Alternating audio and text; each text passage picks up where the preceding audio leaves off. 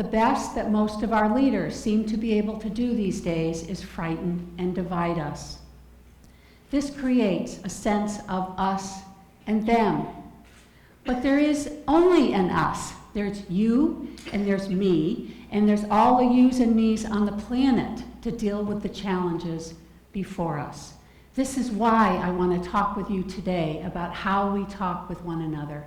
It matters more than you might think. For over 40 years, I've been helping people have meaningful conversations about things that matter so they can do good things in the world. In that time, I have seen miracles. A traditionally polarized community agrees on how it wants to protect and use its water. Thousands of doctors and staff in a teaching hospital come together to transform how they work to better serve patients and cut costs. And a manufacturing company transforms its culture from top-down command and control to collaboration. How we speak, listen or not, and ask questions affects the quality of our thinking and therefore the quality of our decisions. It also significantly affects how we feel about one another. Are we friends or are we foes? You might think the choice is obvious. Interact in ways that improve the quality of our thinking and decision-making, and that nurture a sense of connection and community among us. However, we do not act as if this is the choice we have made. We show up to meetings late in a rushed or agitated state. We interrupt one another. We criticize one another's ideas. We even criticize one another as human beings. We ask false questions that start with something like, well, gosh, don't you think that? These are simply sneaky ways to say what we think. We also hold fixed and often critical views of others, especially those who differ from us, not realizing that our judgments shape their behavior. And finally, we put forth our opinions as the truth. How many of you have seen yourself or others do any one of these things in a meeting? Okay, thank you. Behaving in these ways matters because we no longer have time for combative and unproductive discussions that lead to stalemate and downright bad outcomes. Although improving how we talk with one another is not the only key to tackling tough issues, it is an essential one. We greatly underestimate the impact of how we talk with one another on our ability to understand and solve difficult issues. Here's why. To solve difficult issues, tough problems with others, we need to have access to the whole brain. We only have that when we feel safe. When we get frightened or angry, the more primitive parts of the brain take charge and drive us to do combat, flee the scene, or play possum. Although on the surface we might look fine, underneath we have lost access to critical functions of the prefrontal cortex, including being able to understand new ideas, connecting with others, making conscious choices, and inhibiting impulsive behaviors like yelling. So why do we get provoked simply talking with other people? It's because the human brain developed to keep us alive. It is constantly scanning for anything that might harm us. So although there are probably no lions, tigers, or bears in your meetings, the brain perceives interruptions, criticisms, false questions, not being heard, and authoritative pronouncements as threats. Think about when you have been at the receiving end of any one of these and its impact on your emotions, thoughts, and desire to contribute constructively to a conversation. So how might we get better at interactions? at home, at work, in our neighborhoods and communities, and in our legislative bodies. How might we learn to listen and speak across and through that which divides us, so that together we can take on the challenges before us? First, we can learn to calm and manage the survival instincts in our brains. There is increasing evidence that practicing mindful awareness calms the amygdala, or the alarm bell in the brain, making it less likely that we will get frightened or angry. And when we do get provoked, it makes us better able to manage these difficult emotions. This is because practicing mindful awareness enables us to notice fear and anger before they hijack us and we lose access to the prefrontal cortex. This in turn enables us to make a conscious choice about what we want to say and do, not what the more primitive parts of the brain compel us to say and do.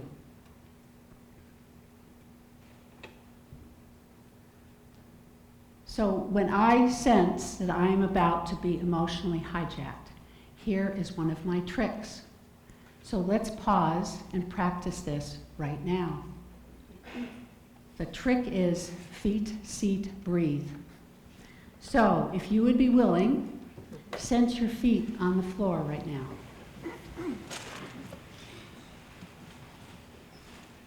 Notice how your body is resting in the chair.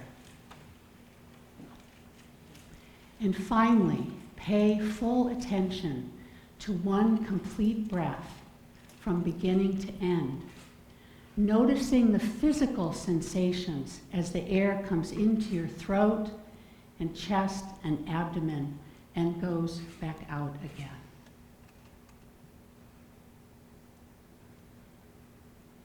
If you use this strategy, within a few seconds, you will most likely know how you are feeling and can decide how you want to handle it.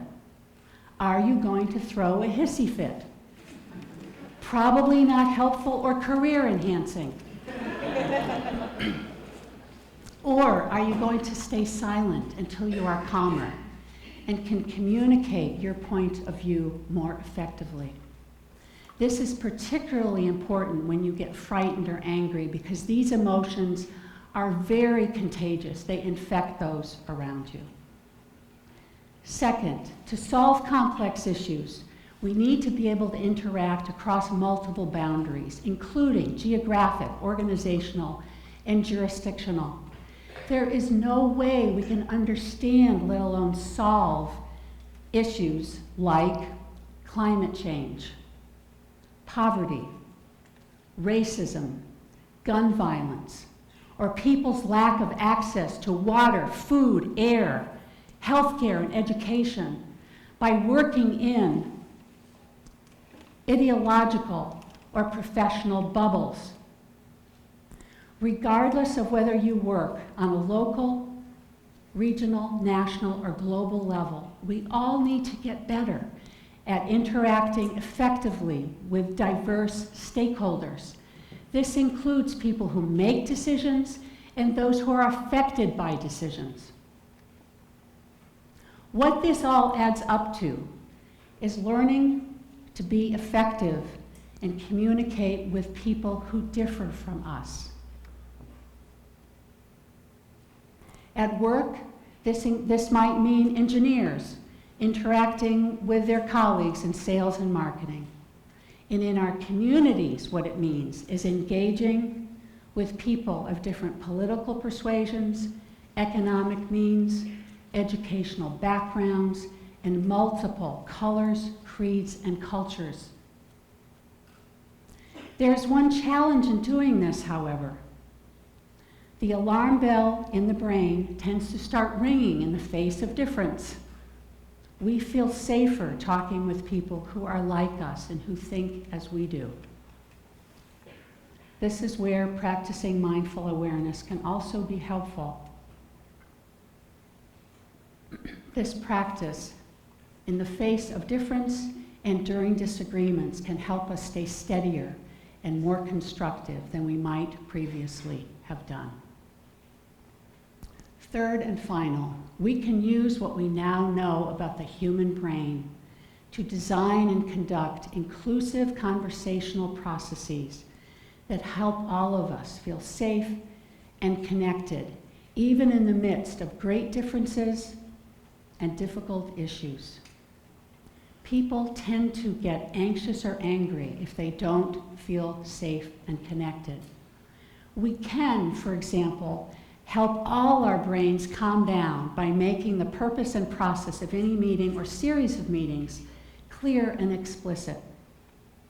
You can get adept at designing such processes by investigating the multiple approaches that are transforming conversations in communities and organizations around the world.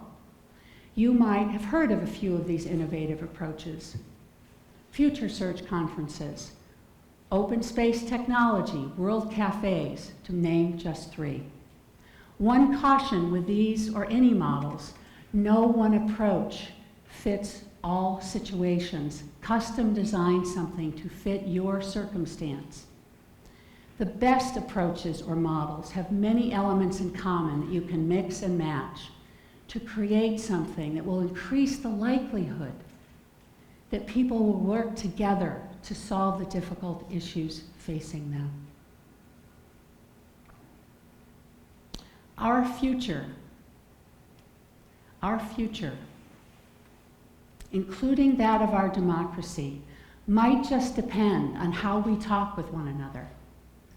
Miracles are truly possible when we stop yelling at one another, when we practice mindful awareness so that we can calm and manage the brain's habitual survival instincts, when we interact effectively and meaningfully with people who differ from us, when we design and participate in conversational processes that help us all feel safe, connected, and able to take on the challenges before us.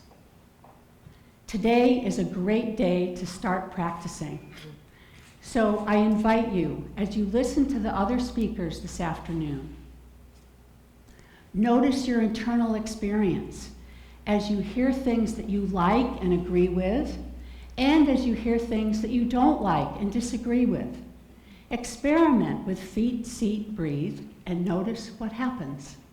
Thank you for listening.